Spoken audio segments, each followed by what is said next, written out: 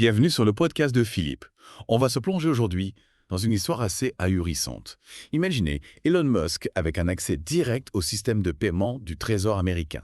C'est une situation vraiment préoccupante. Oui, on va essayer de décortiquer tout ça ensemble, voir un peu quels sont les risques, quelles sont les motivations de Musk là-dedans. Et puis, comment le Parti démocrate réagit ou plutôt ne réagit pas. Oui, parce que leur réaction est pour le moins timide. Exactement. Accrochez-vous parce que ça va secouer. En effet. Alors pour commencer, il faut savoir qu'Elon Musk, avec son organisation Doge, a obtenu un accès privilégié au système qui gère des milliers de milliards de dollars de fonds fédéraux. C'est énorme. On parle de l'argent des contribuables américains. Et Musk, un simple citoyen, a accès à tout ça. Absolument. Et cet accès inclut les paiements de la sécurité sociale, les impôts, tout le système. C'est incroyable. Mais comment est-ce possible? Eh bien, malgré les objections de hauts fonctionnaires du Trésor, Musk a réussi à obtenir cet accès. Ah bon, il y a eu des objections. Et il l'a quand même eu. Oui, certains fonctionnaires ont même été limogés pour avoir osé s'opposer à cet accès. C'est grave quand même. Absolument. D'ailleurs, le sénateur Ron Wyden a exprimé ses inquiétudes dans une lettre officielle au secrétaire au Trésor, Scott Bessent. Il souligne notamment les risques importants de conflits d'intérêts. Conflit d'intérêts. Oui, parce que n'oublions pas que Musk a de nombreuses entreprises qui bénéficient de contrats gouvernementaux. Ah oui, c'est vrai. SpaceX, Tesla. Exactement. Et ça ne s'arrête pas là. Musk a un passif avec les agences gouvernementales. Souvenez-vous de l'incident avec l'USAID. Ah oui, c'est vrai. 2 responsables de la sécurité ont été suspendus pour avoir refusé de donner accès à des documents classifiés à l'équipe de Musk. Donc ce n'est pas la première fois qu'il cherche à obtenir des informations sensibles. Non, et ça soulève des questions sur ses véritables intentions. Pourquoi cet acharnement à obtenir cet accès au trésor? Qu'est-ce qu'il cherche vraiment? C'est la grande question. On peut se demander s'il n'essaie pas de contourner les lois pour contrôler les dépenses fédérales, comme Trump a tenté de le faire. C'est une hypothèse. Trump a déjà essayé de bloquer les dépenses fédérales, mais les tribunaux l'en ont empêché. Et si Musk réussit là où Trump a échoué, il pourrait décider quels programmes sont financés, lesquels sont coupés. Effectivement, ce serait une prise de pouvoir considérable. Sans parler du chaos que ça pourrait créer. Tout à fait. Et il ne faut pas oublier les intérêts financiers de Musk. Ces entreprises, oui. SpaceX, Tesla, X, anciennement Twitter, toutes bénéficiant de contrats fédéraux. Contrôler le trésor, ça lui permettrait de s'assurer que l'argent public continue de financer ses projets. C'est un peu le serpent qui se mord la queue. Exactement. Et puis, il y a aussi son intérêt à réduire les dépenses publiques. Ah oui, tout à fait. N'oublions pas les 5 000 milliards de dollars de réduction d'impôts promises par le Congrès. Qui profiterait surtout aux plus riches, bien sûr. Évidemment. Et Doge, l'organisation de Musk, serait chargée de trouver les économies nécessaires pour financer ces baisses d'impôts.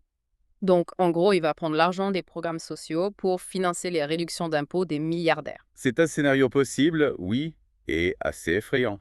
En effet. Mais comment peut-il faire ça concrètement? En manipulant le code du système de paiement. Il pourrait détourner des milliards de dollars et provoquer des perturbations économiques majeures. Intentionnellement ou non. Exactement. Imaginez l'impact sur les programmes sociaux, les retraites, l'économie en général. C'est vertigineux. Tout à fait. Et le plus fou, c'est que le Parti démocrate ne semble pas s'alarmer plus que ça. C'est ça le plus inquiétant. Il se contente de suivre les procédures normales alors qu'on est face à une situation exceptionnelle. Alexandria Ocasio-Cortez, elle, a tiré la sonnette d'alarme. Ah oui, elle a qualifié la situation d'alerte rouge. Elle appelle les sénateurs démocrates à mener une enquête, à organiser des auditions publiques, à informer la population des risques. Il est temps que les choses bougent. Absolument. Il est temps de réagir. Et il faut que la population se mobilise aussi. Il faut absolument faire pression sur les élus. Oui. Contactez vos sénateurs, peu importe leur parti d'ailleurs, pour leur faire part de vos inquiétudes. C'est vraiment la pression publique qui peut déclencher une vraie action politique. Ouais. On se rend compte que l'idée que Musk allait apporter de l'efficacité et moderniser le gouvernement, c'était un peu une illusion. On voit bien qu'il est en train de décider qui obtient des financements et quels programmes vont être soutenus. En effet, il faut rappeler qu'il n'est pas neutre dans cette histoire. Il a des intérêts. Oui. Il bénéficie de contrats fédéraux importants pour ses propres entreprises. On l'a dit, SpaceX, Tesla et X, anciennement Twitter. Ouais. C'est vraiment le renard dans le poulailler. Et puis, sans oublier son intérêt personnel à réduire les dépenses publiques. Ah oui, tout à fait. On en parlait tout à l'heure. Ces fameuses réductions d'impôts, Ouais. promises par le Congrès. 5 à 1000 milliards de dollars. Qui vont surtout profiter aux plus riches. Bien sûr, aux grandes entreprises. Et devinez qui est censé trouver les économies nécessaires pour financer ces baisses d'impôts. Doge. Doge. C'est ahurissant. Donc, en gros, on prend l'argent de la sécurité sociale pour financer les réductions d'impôts des milliardaires. C'est un peu ça. Et le plus inquiétant, c'est que les mécanismes de contrôle qui sont censés empêcher ce genre de situation ont été démantelés. Ah oui? Trump a limogé l'inspecteur général du Trésor. Il a aussi limogé le plus haut fonctionnaire du département du Trésor. Incroyable. Et celui qui assurait l'intérim entre le départ de Janet Yellen et l'arrivée de Scott Bessent a également démissionné. Il a refusé de donner à Musk, qui est un simple citoyen, le contrôle du système de paiement du Trésor. C'est fou! Oui, c'est un scénario catastrophe. On dirait un film. Plus rien ne semble pouvoir arrêter Musk. C'est ça. Trump et Bessent lui ont déboulé le tapis rouge. La situation est extrêmement préoccupante. Si j'étais sénateur, je convoquerais immédiatement le secrétaire au Trésor pour qu'il s'explique devant le Sénat sur l'étendue de l'accès accordé à Musk. Oui, la belle élection d'Alexandria Ocasio-Cortez est claire. Il faut se mobiliser. Les citoyens doivent faire pression sur leurs élus pour exiger une enquête sur les agissements de Musk. Absolument. Il est temps de mettre fin à ce silence complice. Le Parti démocrate doit se réveiller. Ils doivent prendre la mesure du danger. Ils devraient organiser des conférences de presse quotidiennes pour expliquer aux classes ouvrières et moyennes les risques que représente le contrôle de Musk sur les informations du Trésor et de l'OPM. Oui, leur rappeler son historique, son désir d'utiliser les ressources publiques à des fins personnelles. Tout à fait. Comme par exemple son intention de réduire la dette fédérale de milliards de dollars chaque jour, ce qui pourrait impliquer la privatisation de la sécurité sociale. Exactement.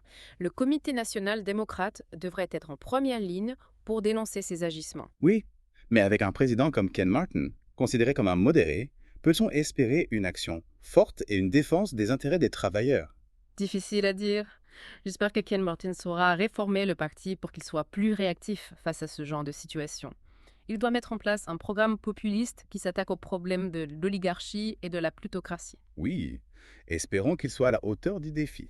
Il a quand même montré une certaine volonté de protéger les membres du mouvement Uncommitted au sein du Comité national démocrate. Oui, Espérons que ce soit un signe encourageant pour la suite. oui, gardons espoir. Mais face à une situation aussi urgente, l'action citoyenne est primordiale. Absolument. On ne peut pas attendre que les institutions réagissent. Il faut prendre les devants. Il faut se rassembler, s'organiser, faire entendre sa voix. Tout à fait.